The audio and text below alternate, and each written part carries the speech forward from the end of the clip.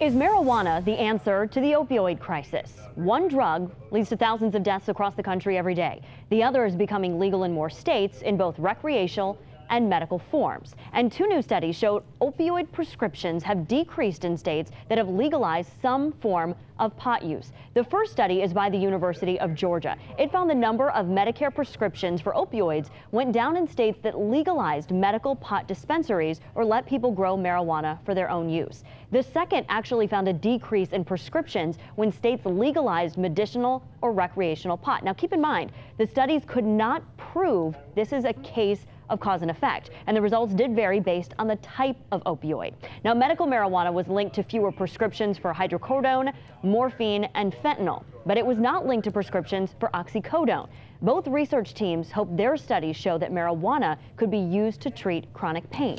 When we shared that study on our Facebook page, a lot of you were not surprised about the benefits of medical marijuana. But there are a lot of questions about the status of medical pot right here in Florida. What exactly is legal, and do all patients who need it have access to it? 10 News reporter Jenny Dean talked with a health policy expert at USF to get those answers. Currently in Florida, you can get medical marijuana if you have to go to a physician who has already been certified as being a prescriber for medical marijuana. You have to be diagnosed as being in one of those 12 or so categories that the statute says you must be in order to receive medical marijuana. And then you have to find a place that's nearby that you can take your prescription with your card and receive and get the medical marijuana. While medical marijuana is legal, you are still not allowed to smoke any form of it. And even though voters overwhelmingly approved the legalization in November of 2016, it is still taking quite a bit of time for patients to get what they need. Why is it such a slow process to implement it?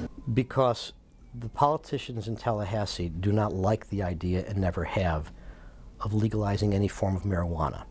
So the law that they wrote is very rigid and very limited, and it has been subject to lots and lots and lots of lawsuits. So it's a combination of the lawsuits and the regular slowness of the administrative process that has made it difficult. Now, speaking of lawsuits, this week, Florida's largest medical marijuana dispensary, Trulieve, filed a lawsuit to remove the limits on the number of dispensaries allowed in the state. Trulieve's CEO says this limits their ability to provide safe medical marijuana to customers throughout Florida, and it also forces higher prices. The studies showing a possible link between marijuana and the decrease in opioid use are being shared all across social media. A few of you weighed in on our Facebook page. Ian, you shared your experience with opioids, saying medical marijuana saved my life. Broken back, so popping 10+ pills a day to a big 0 a day.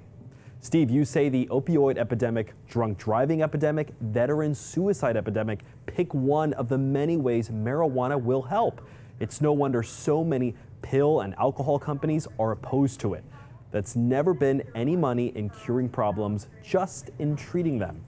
Well, 30 states and Washington, D.C. have some form of legal marijuana, but pot use is still illegal at the federal level. 10 Florida cities are suing this